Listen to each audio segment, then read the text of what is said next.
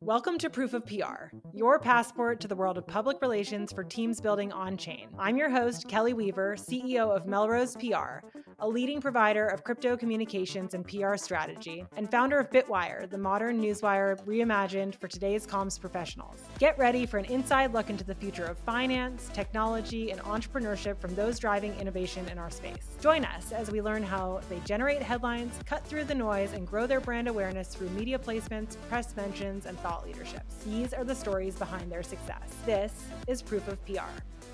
Welcome back to Proof of PR. Today, I am so excited to be joined by Kristin Thompson, the founder of SpeakServeGrow. We are here in Las Vegas, Nevada at the Block Hash Studios, which just opened, and we're here to tell you, fantastic. Gorgeous, yes. Alongside the Bitcoin 2026 conference. So Kristin, welcome. Thank you. I'm so excited to be here and so fun to get to spend time with you in this way.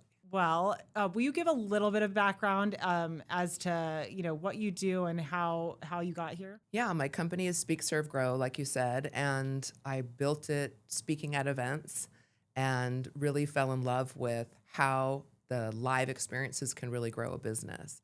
And so that involved into helping other businesses speak at events, host webinars, and even host their own live events or workshops, really to use those things as a growth engine. So again, not just doing them for personal growth or for fun or visibility, but really looking at conversion and how you can grow a business through those live interactions, which I think now more than ever is so important as AI and technology develops. And we'll, I'm sure, dive deeper into that. But yeah, I have a background in media. I worked for NBC and CBS for many years and sold advertising. And so I really bring to the mix of events a sales background and a strategy background versus maybe just being like a wedding planner or event planner. Not that there's anything wrong with that. That's just a different type of event than the ones that I like to build. And you really are a natural. You could do this in your sleep. I can't wait to maybe by now, but you were built for this. But we'll dive deeper into that. I want to start with telling the audience a fun story. Will you share the moment that we first met? Because I think it's a good example of IRL events and connections. Yeah, well, I had been in Bitcoin for a while, but didn't know any Bitcoiners in my real life, which I think is a super common experience for people. And Bitcoin 2019 came up. I very last minute grabbed a ticket, hopped on a plane and went, but I was by myself and I didn't know anybody in the industry. And as you remember, there were very few women. There still are very few women compared to men in the industry, but maybe even more so back then. And so I wandered around the event and I just wasn't seeing very many women at all, if any. And so I went to the back room and tweeted like, hey, are there any other women at the event? And who tweeted back at me but you? And I said, come to the back of the room. I'm at the coffee station. And Kismet, like that was how we first met and stayed in touch and became friends ever since. I love it. And that speaks to the power of visibility of social media alongside these IRL events too. I feel like you do a great job of that. Online and in person, that's my jam. Like that powerful combination really is effective. And that's a really great example. We wouldn't know each other without Twitter, but our connection came from meeting in person. And, then after that, when I was working with Swan, I still do in a different capacity now, but you came on and were taking care of their PR, and I got to watch you take Swan from being a company that wasn't really in the news to being on the news constantly. And so it's been fun, I think, as we've watched each other grow. Love that. And I think our Twitter handles are still the same. Yeah. At SpeakServeGrow and at Crypto Kelley. Yes, still. exactly. Let's talk a little bit about our work together, because you produced the Pacific Bitcoin Festival. Yes. Which became quite massive. Can you talk about what that was like? I know that's only one of the different types of events that you work on, but what was that like? It was an amazing experience. I mean, I knew Corey, again, from Twitter. And at a certain point, he put the word out that he was looking to get into events. At the time, I was just coming out of treatment for breast cancer. And so I was not in a position to host the live event I would have for my own company. And so I took a role at Swan. And very quickly, he dropped this idea of Pacific Bitcoin. And so I built that event and the entire team underneath it, which was super fun.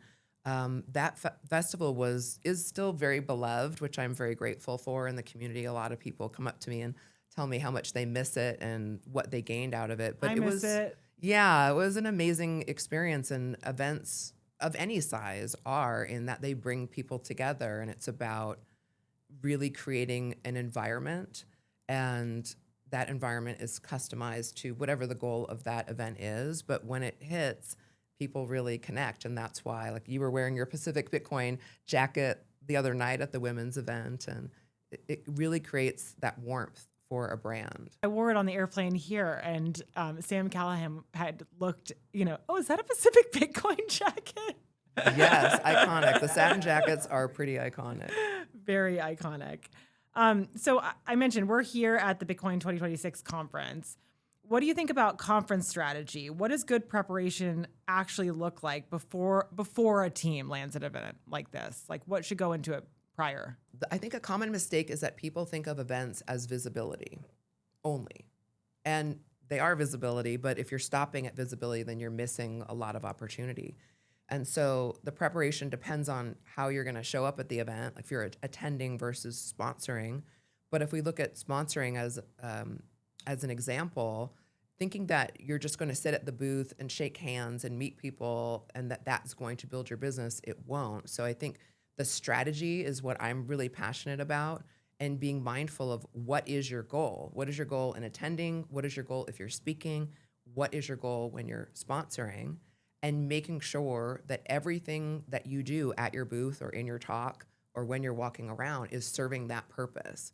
So that means planning ahead and knowing what is your ROI and what are your metrics. Is it leads? Is it closing deals? And then really creating the strategy backwards from there. So the mistake is really that most people don't actually set a business goal. And so they invest, it's a lot of money and a lot of time and energy to show up at an event, whether you're attending or you're building out a booth. And if you're speaking, it's a lot of energy. So let's set some goals and make sure that we're hitting them with your appearance at the live event. Do you have examples of good goals that, maybe perhaps an example of a goal for a company that is sponsoring versus a goal for someone who's showing up just to attend? Yeah, I mean, my whole business, SpeakServeGrow, as I was saying earlier, it started out of speaking first. So I learned how to speak at events. I call it the Tony Robbins business model, if you're familiar, where he has speakers all across the nation and probably the world now who speak at events, and then they sell tickets to his live events, and that's how he fills his stadiums. That was the first thing that I learned. And whenever I would go and give a talk and people would come running up and buying tickets to events, people would say, well, how did you do that? So speaking can be a really great fuel for your business, but it can also just be that you talk at an event and when you get off the stage, people say, that was really interesting. Thanks for coming. And that's different than people walking up to you after you give a talk and say, oh my gosh, that was so eye-opening, Kelley. How do I hire you to do PR for our company? Two very different reactions. So that is about the strategy. So I say, if you're speaking, know how to give a talk and drop little seeds and little bits that people follow those breadcrumbs, understanding that they could hire you and what they would hire you for. So speak on the topic that is going to funnel people towards the offer you want them to walk towards or move towards. And that's great advice. That is number one, and so many people miss that opportunity. They'll just speak on any topic because they can. No, like, what are you promoting right now? What is the topic that will align with that? So let's start there. Secondly, if you're speaking and you have a booth, how do we use your talk to drive people to the booth? Could you let people know there's a giveaway? Could you let people know there's a document they can download or the slides from your talk are available at your booth? Let's be strategic and drive people from the stage to your booth, and let's have a plan for the booth to move them from that into appointments or conversations after the conference where you're going to close people. So it should be a funnel, just like any marketing or sales funnel. It's like a mini one that exists just within the event itself. I love that. And how do you measure, so you mentioned these goals. How do you measure the success of a conference? Do you backtrack it from the goals? Yeah, it's a good question. Every company has a different goal, but if it's leads, then we need to be using a trackable link, basically, or QR code at your booth and we need to know exactly how many leads came from this conference. Or maybe it's a custom URL that you create, you know, PR at the Bitcoin conference. That we wouldn't use that, that's way too long. But then when you're driving people to that custom URL, you know for a fact they came from this conference. So sometimes it's leads. Setting appointments is obviously great if you are in a service industry. Do those consultations for high ticket sales after, because sometimes it's hard to do that from the booth. So it is also good to be mindful of what is your offer. Does it make sense to sell at the booth? Or does it make sense to drive people into conversations post-conference? Because maybe it's a little longer sales process. How do you think about in-person versus digital community building? Are they something that's complementary? Absolutely. I'm a huge fan of webinars, and I know we're going to be doing a webinar for you for sure, for your company, because they're amazing. Events are great, but not everybody is going to come to your event, and not everybody can. So know the value of an online presence is that we can expand your reach to anywhere in the world. It'll give you that. And you can use a lot of similar strategies that you would use from the stage to sell in a webinar to sell.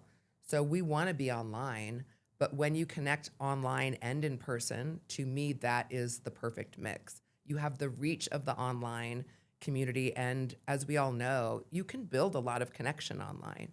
You watch a TV show, you have a favorite video podcast, or you listen to somebody, you can build a very meaningful connection.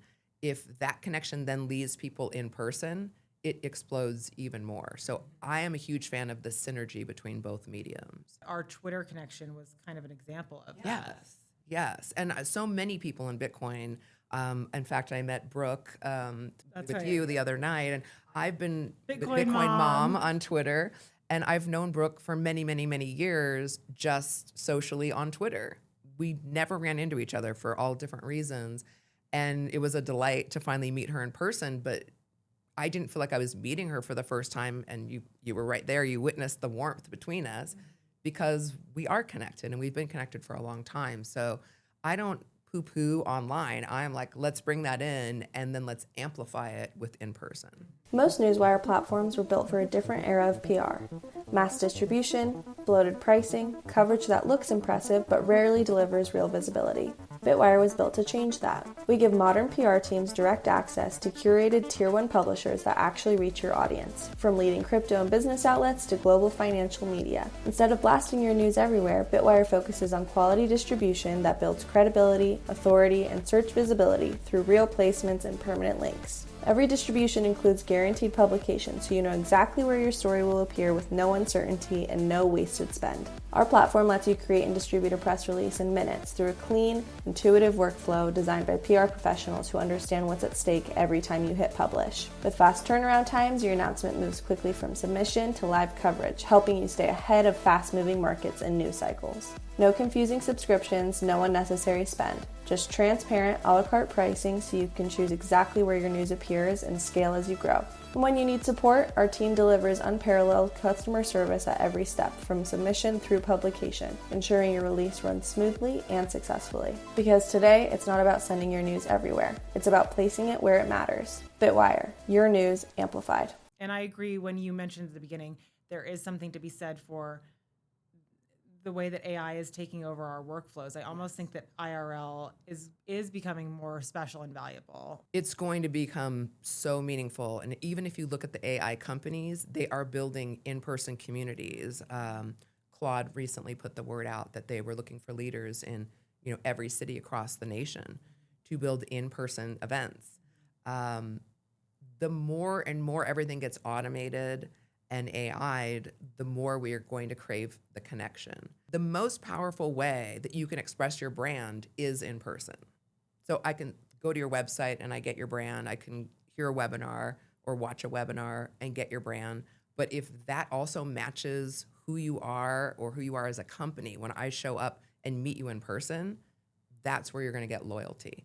So people are going to be less trustful, I think, as AI grows, like we all already are, I think. Is that video real? Is that even a real person?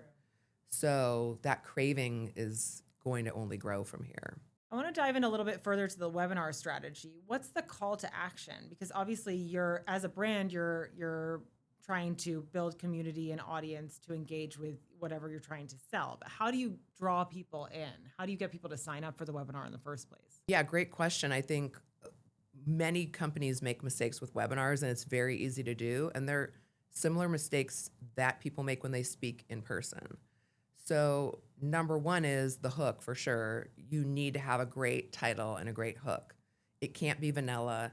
So we need to find and put some time and energy into what is the topic, again, that's going to draw people into where you want them to go in your business. What is the offer that you want to be attracting people towards? But we want to make sure that we're marketing that in a way that's spicy enough or interesting enough that we're going to magnetize people in. So we need to spend time on that. I love that word, magnetism. Magnetize. Yeah, you're a manifester. We'll maybe talk about manifesting too, but it's super important. And I would say, don't be boring. Like, there's enough boring. Let's not be boring. Then the talk itself or a webinar itself needs to be structured to sell. The number one mistake that companies make is they make educational webinars. And you think, well, why would that be a mistake? Shouldn't I educate people? Yes. But if all you do is educate, it's similar to what I was saying earlier about a talk. People will just go, wow, that was great information. And they leave. And they don't actually know, and they were not motivated or inspired to take an action. So, I mean, I won't go into all the strategy right now, but there are strategies. There are specific ways that you want to structure your talk so that you're giving people a lot of great information. We want to give people value, of course, so that they want to come. And when they leave, they should be like, wow, I learned a lot of great information. But we also have to show the gap. Okay, if I gave you part A and B of the puzzle, but what you don't have, Kelley, is C, D, and E. So if this is speaking to you so far and you've enjoyed this, like, let's fill in the rest of the puzzle. And here's how you can do that. And that's your offer. And if you don't create that gap between what you taught them or what you shared and then what is left, which would be working with you or hiring you or buying your product or program, people will just smile and say that was interesting and leave. So that's really about understanding conversion strategy. Tell me more about what types of clients you work with at SpeakServeGrow. How are you opening up opportunities at, conferences and building opportunities for your clients? Yeah, I mean, for Swan is probably what I'm best known for, from building Pacific Bitcoin, building their webinar strategy. And for them, sometimes it's booth strategy, sometimes it's private events for their elite clients. For Abundant Minds, it was definitely their sponsorship strategy at the Bitcoin conference this year, which was a ton of fun. So often, companies will bring me on when they reach bandwidth. They have a great marketing team, but maybe the marketing team is, again, at bandwidth and they want to show up at more places and they just can't cover it. Or they don't have that webinar or event expertise and they want to add that in. And so that's usually where things are, coming up from different companies in the space, whether it's Swan or Abundant or Simply Bitcoin, and many more. I remember you brought up things that I think a lot of companies don't even think about when you have a booth. You don't consider yourself to just be a regular event planner, but that stuff does come so naturally to you. The merchandise is shipped to the right place. The staffing schedule is dialed in for the booth. Like, you think through all of the details, and I feel like those things for a certain type of person could be very overwhelming, and for you it's just like it all works like clockwork. Is that something that you find that you are just naturally good at? I don't know if I'm naturally good at it. What I will say is I care a lot, and I'm a very sensitive person. And that helps me a lot because I think if I picked up this piece of paper, let's say it's your flyer at your booth, how would I feel? This paper feels kind of flimsy. That doesn't feel high end. What does this look like? Does this look high end? Does it match the brand? Does that match who we're trying to attract?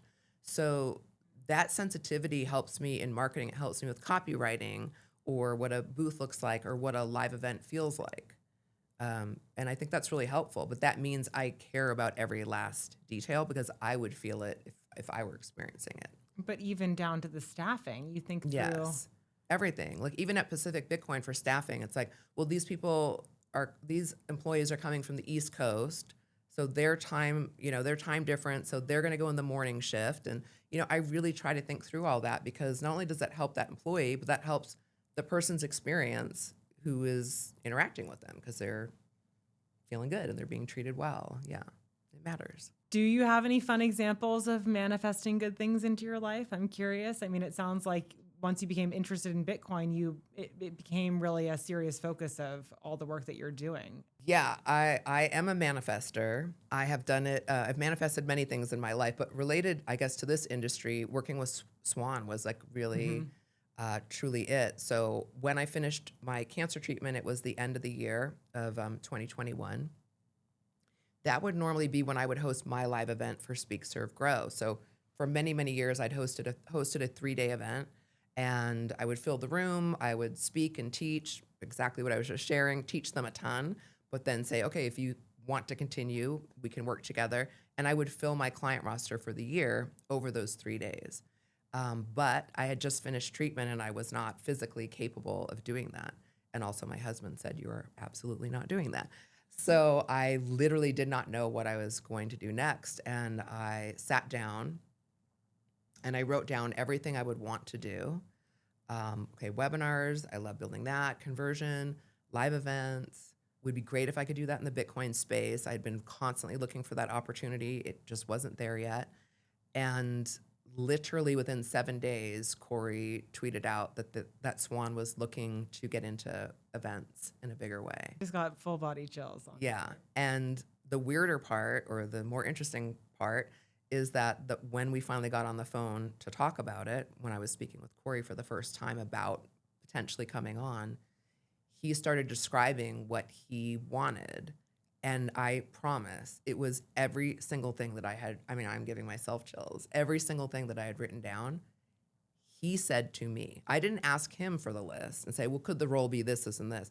He literally said to me, this is what I want. And it was the list that I had written down. It was crazy. So that was how, even though I had swore I would never work with a company again, I put all of that speaking, webinar, event strategy to work for them. And now as Swan has shifted, I'm back to, being independent and being able to work with lots of different companies, which is amazing because I absolutely love that. That's such an inspirational story, and truly your journey has been inspiring to watch, honestly. I mean, like when we first met, you had very short hair from after the cancer treatment. Yes. And look at you now. It's just amazing. Yeah. Well, and you too. I mean, you lost your home, and, the more people you meet, the more you realize everybody has a lot going on privately, but in this space, I think it's special when we all come together and we do, as much as everyone is so different and can be pretty spicy online, in person, I think we really support each other very well. You've always been super supportive of me, and I know your family has been through a lot, and you are rising up from those ashes, literally and metaphorically. So. It's nice to have I think in Bitcoin too, there's just a lot of inspiring individuals building families, building businesses, building,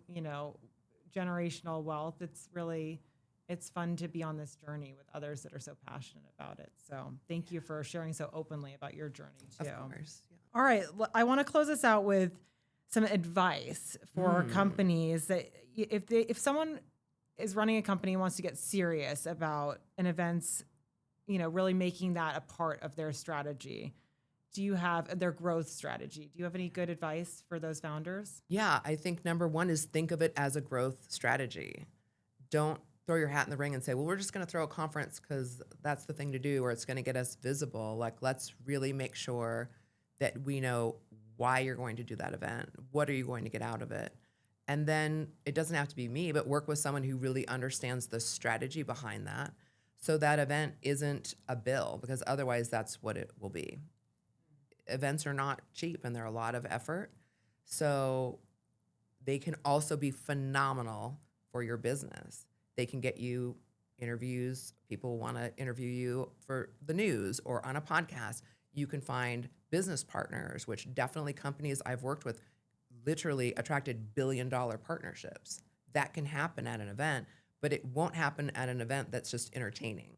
So get your strategy together to support your business goals, and that's when it will be successful. Thank you so much, Kristin. Where can people find you? At SpeakServeGrow on Twitter and online. Wanted to quickly close with just shouting out Brandon and Blockhash Studios. Please, Brandon has produced our podcast for the past couple of years. He's phenomenal and can't say enough about his brand new IRL studio. So if you're in Vegas and you host podcasts, please come check it out. It's a great experience, and I'm so grateful that we got to record here today. So thank you. Thanks for having me. Thanks for tuning in to Proof of PR. This episode was brought to you by BITWIRE.com, the modern newswire reimagined for today's comms professionals. If you enjoyed this episode, be sure to subscribe, rate, and review us wherever you listen today. To stay up to date on upcoming guests and news, visit proofofpr.com or follow us on Twitter at Proof of PR. Until next time, keep learning, innovating, and hodling.